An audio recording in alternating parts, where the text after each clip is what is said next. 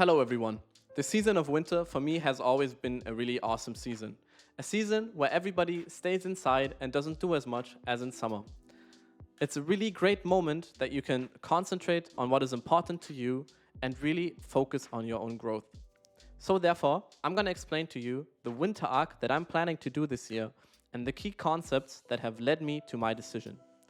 The video is going to be split into 3 parts.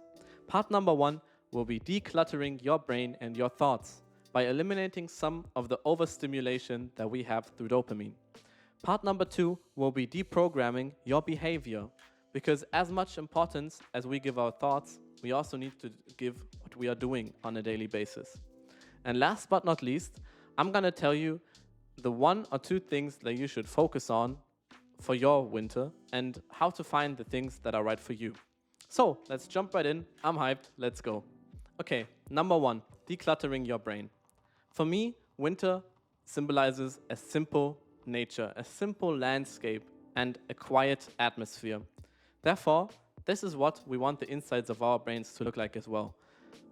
We're constantly overstimulated by the things that we consume and the things that happen around us. So we can use our winter to become less distracted and more focused. I have a framework for you from a really nice YouTuber that I found named Orion Doris. He has made a 3-step framework that really easily helps you to focus better and have less problems with your dopamine intake. Number 1 would be to take more boring breaks. When we think of a break, most of the time we think, let's take out our phones, let's swipe social media, and let's do something stimulating, something very fun. But actually, you will be way more motivated if you manage to take some boring breaks. Boring breaks can be anything, any mindful task like a meditation or some stretching, maybe even a quick 5-minute workout. Why not? Try it out. And it can also be just looking at a wall, not doing anything, sitting there, being bored.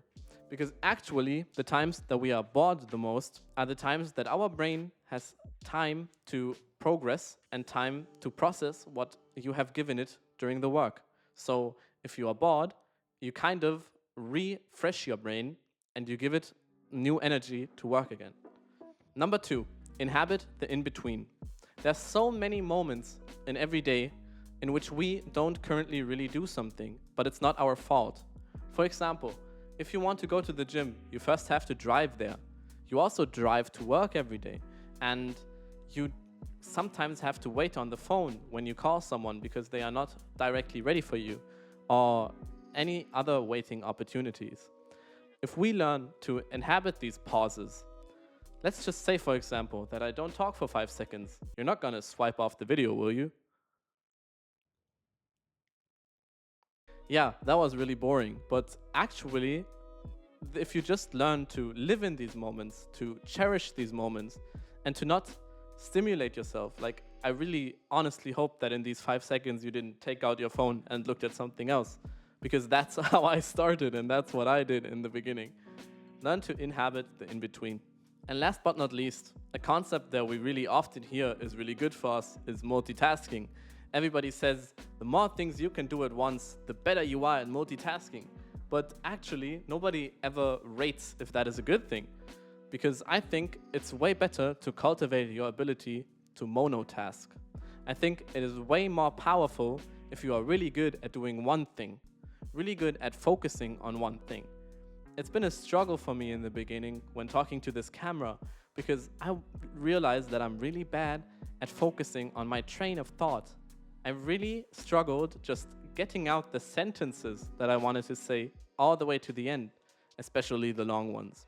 Learn to monotask and you will get that much better at doing the one thing that is really important. And don't constantly distract yourself during a task that you really want to be doing.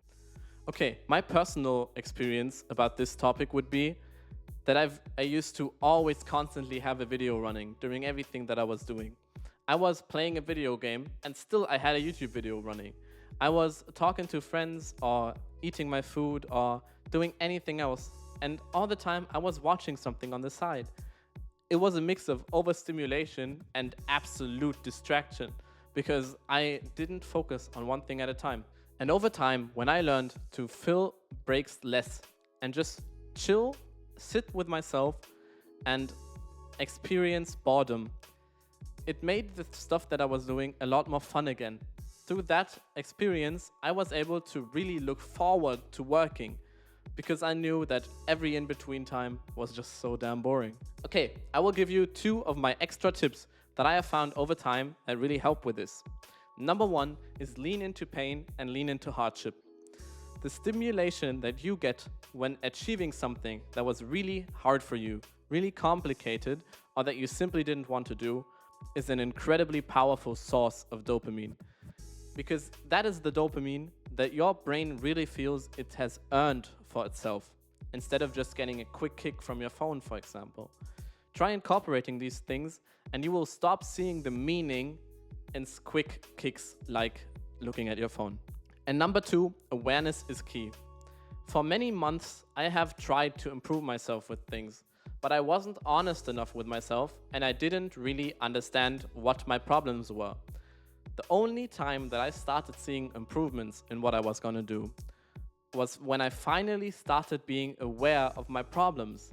It took a long time for me to be aware of my problems, but once I got aware, I started seeing improvements. It's like your bank account. If you never look at your bank account, maybe because you're scared, I'm talking from experience here, you will never see the numbers in the bank account grow because you are not even aware of the numbers in your bank account. You need to look at it almost daily if you really want to see improvements. Okay, as I have already mentioned, winter is the season of less. For me, it's the season of simplicity. So it's the exact right moment to cut out things that are not good for you. You're also around your friends less, which is another reason that makes it easier to cut out bad habits, because many of them are only because of our social circle. And stopping bad habits leaves you more room in your brain, more free space that enables your growth and your thinking. So if you want to be more mentally clear, maybe stop doing so much, especially the things that are bad for you. So how do you stop a bad habit that you don't want to do anymore? I chose the framework from James Clear's Atomic Habits here because I think it's really powerful. So number 1, make it invisible. The less something is around you, the less easily you can see it, the less often if it lays on your table, it's really easy to fall for it and to do it.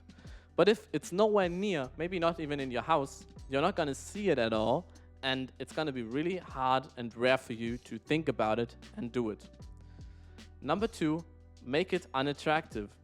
The more you understand about why a habit is bad for you, the easier it becomes for you to stop it, because in your brain, the narrative that you tell yourself, why it is attractive, becomes less and less powerful, and you're gonna stop seeing it as an attractive thing to do. Number 3, make it difficult. This ties into the invisible example. If it is hard for you to do something, to attain something, like for example, if I don't want to drink coffee anymore, and I have coffee in my apartment, and I see it every day, it's gonna be hard for me to stop coffee. But if it's nowhere near me, I don't see it, and I need to go to the store to buy myself coffee. And last but not least, make it unsatisfying. This last point refers to the actual act of doing something. For example, I love going outside on the balcony and drinking my coffee in the morning. But if I want to stop drinking coffee, then maybe I need to make it less attractive to sit on the balcony. Maybe hang some curtains in front of the nice little view so that I'm not able to look outside anymore. Or I will make sure that there's no hot water in my apartment. This is just a figurative example. So that I need to drink a cold coffee, which also makes the act of drinking it less attractive or satisfying. The last question you might have in this chapter is, what are the habits that I should cut? And how do I know a habit is bad for me? For that, I use a framework from Ali Abdal, a very nice YouTuber that I really enjoy getting some tips from. And his framework is very simple. So if you want to find habits that are bad for you, you might want to reevaluate your goals and see what you really want to do right now. What are your goals? And then find the things that distract you from your goals and that prohibit you from going on with them. And that are the things that you should cut. Really fitting to that, chapter 3 is about focusing on your goals and the specific things that you want to do. So if you just stick to the end of the video, I will talk with you about how to find your goals, and then it's going to be easier for you to eliminate the bad things. Finally, I have a pro tip for you in this chapter as well. It's very important to become more honest with yourself and to have more self-compassion. Therefore, learn to be brutally honest about the things that you want to do and that you don't want to do. And learn to not be so harsh to yourself about mistakes. I always try to behave towards myself as I would behave towards a friend of mine. I don't want to treat myself worse than I would treat my friends. So I will have high standards about the way that I act towards myself. And through that came a deep-rooted self-respect and also self-compassion. And if you are more compassionate with yourself, it's way easier to drop a habit because you are not going to beat yourself up over every mistake that you make. And it's way easier, therefore, to stop. Okay, in the beginning of the video, we talked about overstimulation and how our brain is made for doing only a couple of things at once. This concept is becoming, again, very important. So, I want you to focus on 1 or 2 things this winter. And to illustrate the example, I'm going to tell you exactly the 2 things that I'm focusing on most this winter as well. But first of all, I want to tell you why that is the right way to go. Therefore, I recommend a death-first approach. It's straight from a concept from the $100 Million Leads book of Alex Hormozi. And in this concept, we can talk about 2 different ways of creating content online. First example would be to really hone in to one platform and really master that platform before you move on to make videos on all the other platforms. That's the death-first approach, which would contain making videos for all the platforms and then slowly starting to master these videos and get better with them. I think for our life and our focus, it's better to go with a depth-first approach for your life. Therefore, I really strongly encourage you to do 1 or 2 things and get really good at them. Because, for example, 1 winter is way more than enough time to really get good at something. And then from there, you can diversify. Maybe start a 3rd and a 4th thing and also become good at that. But no skill helps you that you are not good at. And if you do too many things at once, chances are good you're not going to become good at anything. So, I'm going to intersect with my personal story here and tell you the things that I'm focusing on. Number 1 would be this YouTube channel. I still really struggle talking in front of the camera. You don't want to see the uncut versions of this video. It's really hard, and I want to really focus on becoming a better talker, better communicator towards the camera so that I can really tell you the concepts and the principles that helped me. I really enjoy doing this YouTube thing, and I'm gonna be in it for the long haul. Therefore, this is the number 1 thing I want to focus on this winter. And the second thing that I want to focus on is my fitness training, my personal workouts, and also I'm doing a personal trainer license right now. I also have a Shaolin course from the monastery in Otterberg, Germany, in which I can learn a lot about Buddhism and the forms that the Shaolin monks practice with. This physical and spiritual challenge is the other thing that I want to really focus on this winter. And that is all the 2 things that I spent 90% of my effort on. There's some other things that I do on the side, and there surely is enjoyment along the process. But what I most focus on is 1 or 2 things that I really spent the most time with. So, the last question I want to answer today in this video is, how do I choose the things that I want to do? And I have 3 simple cues for you here. Number 1, what are the things that you have always been naturally good at? There must be some things that you have been enjoying throughout your entire life, and enjoyment is the most important thing. You have probably built skills around these things that you enjoy, and you are probably pretty good at them. Therefore, that's a good place to start finding things to focus on this winter. Number 2, the skills that you have built, like for example, good communication, talking well with other people, maybe being very persuasive and being able to change other people's opinions. Can you combine these skills and find something to do with them? For example, if you have this persuasiveness and ability to communicate what you think effectively, it would be really good for you to start a YouTube channel or to go into a sales job. Therefore, you can take your personal skills, evaluate them, and find something that fits them.